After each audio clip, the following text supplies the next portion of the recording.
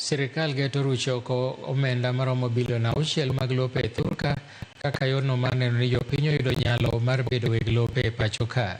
Kolose kinde ma nyasi mar yawo apise mag lo e boma ma Malindi e kaunti ma Kilifi, jatend migawo malo Alice Wahome nowacho ni migawo mare osechako chenro ma kamano.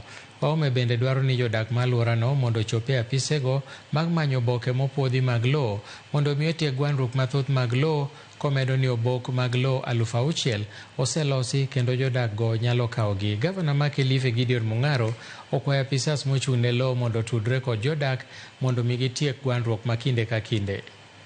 Ambaye hamjachukua, sijui ni kwa sababu zilikuwa mbali ama nini.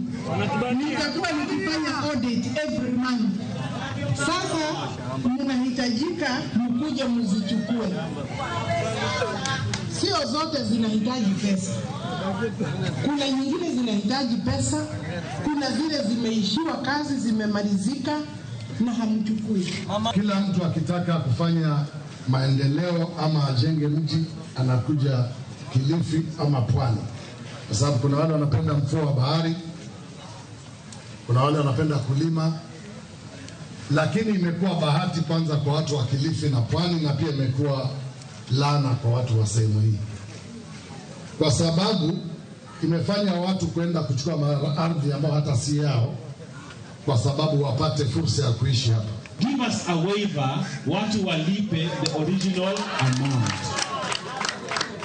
Ukifika pale Mtondia settlement scheme, title ziko, lakini watu hawawezi pewa title kwa sababu lazima walipe ile pesa. Imekuwa mabilioni ya pesa. Hawa watu wa Kilifi hawana hiyo mabilioni kulipa. Tell us, how do you want us to apply for the waiver?